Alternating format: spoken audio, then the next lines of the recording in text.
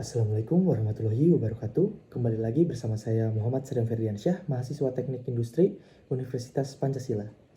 Di video kali ini saya akan membahas flowchart yang sudah saya dan teman-teman saya buat untuk bagian purchasing. Nah, sebelum masuk ke videonya, saya akan menjelaskan terlebih dahulu purchasing atau bagian purchasing itu apa. Purchasing atau biasa kita sebut sebagai buyer, purchasing adalah divisi yang bertugas untuk membeli barang atau jasa dari pihak ketiga untuk kebutuhan operasional perusahaan. Setiap perusahaan pasti membutuhkan bahan baku atau kebutuhan lainnya.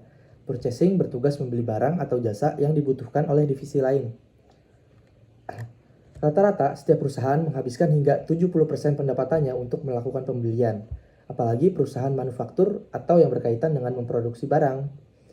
Di sini, seorang purchasing harus bisa mencari bahan baku atau barang dan jasa yang sesuai dengan kebutuhan divisi lain. Oleh karena itu, staf purchasing harus memahami apa kebutuhan perusahaan, berapa anggarannya, dan seperti apa perencanaan perusahaan di masa depan. Proses membeli barang tidak semudah yang dibayangkan. Jika Anda beli barang untuk kebutuhan pribadi, jika harga dan kualitasnya cocok, pasti langsung dibeli.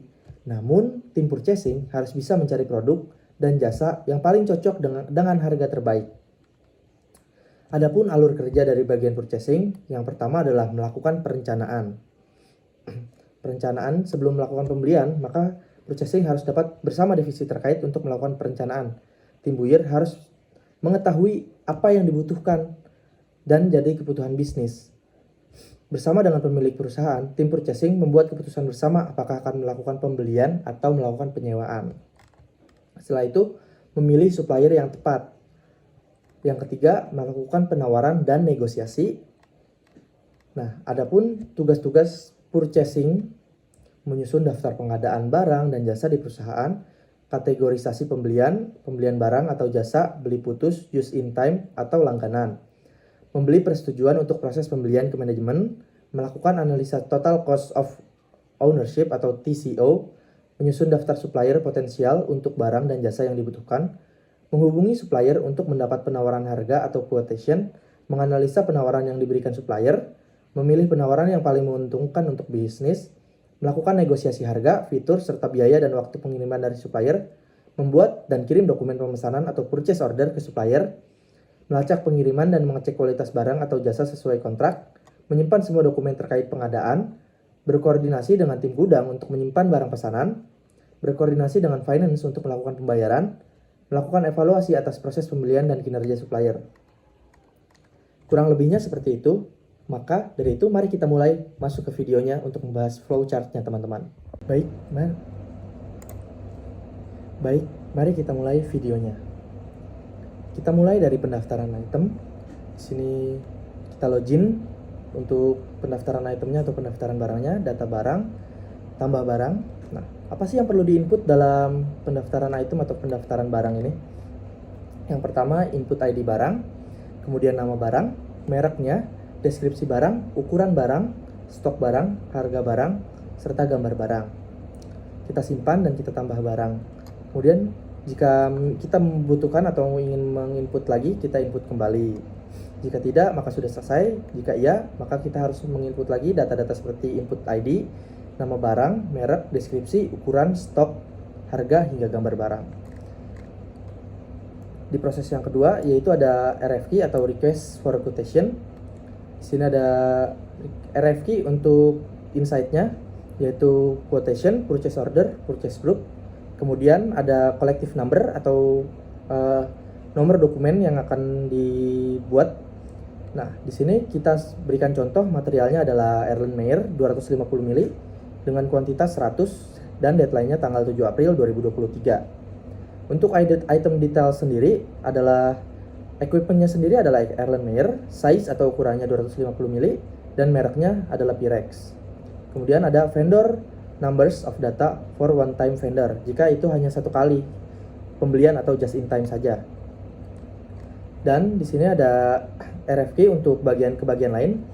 Kita punya master data, ada RFQ-nya atau request for quotation.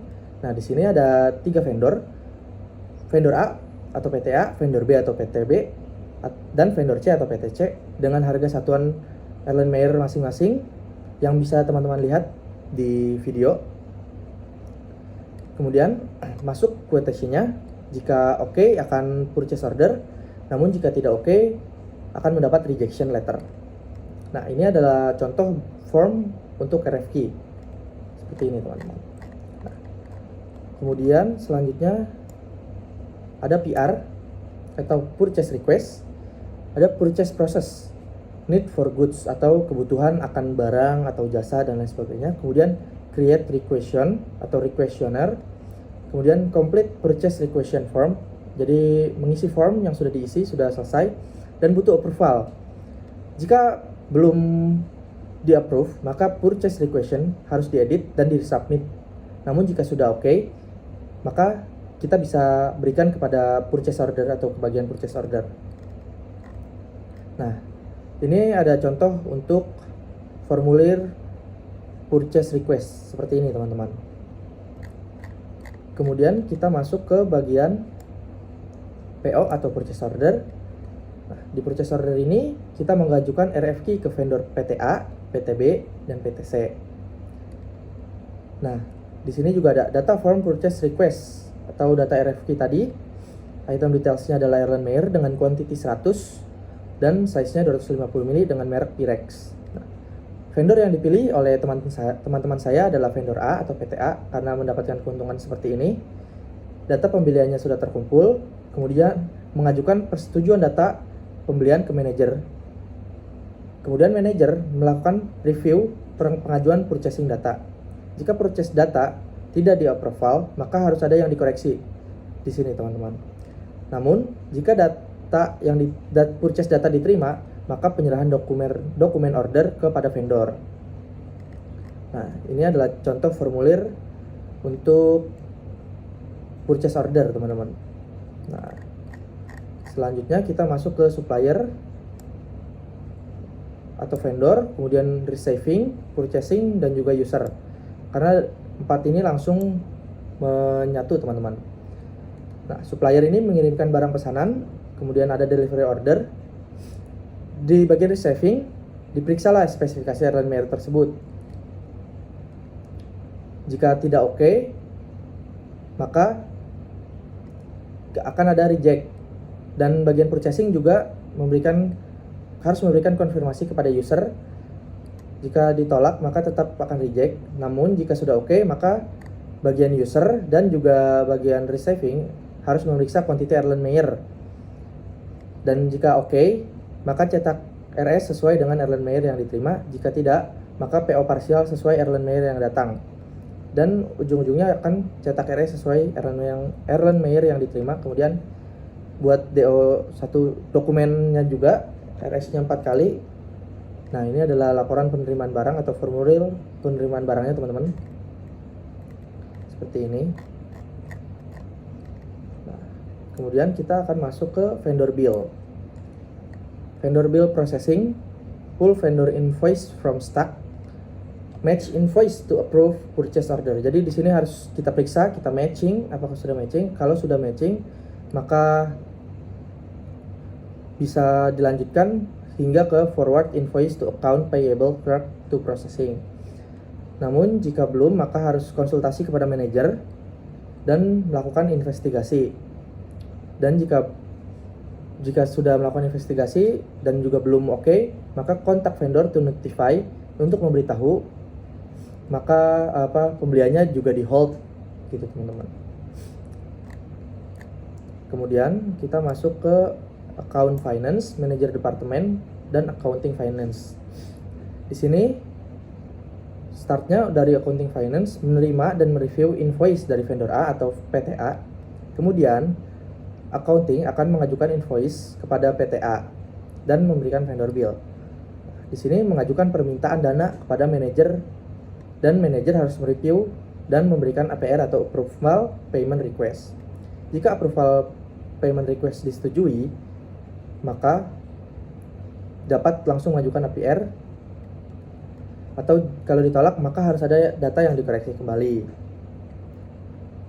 Dan kalau tadi sudah disetujui, kita harus mereview kembali APR dan vendor bill-nya. Kemudian payment request dan vendor bill disetujui atau tidak. Kalau misalkan payment request dan vendor bill tidak disetujui, maka kembali kita harus mengkoreksi permintaan dana tadi. Namun jika sudah disetujui, maka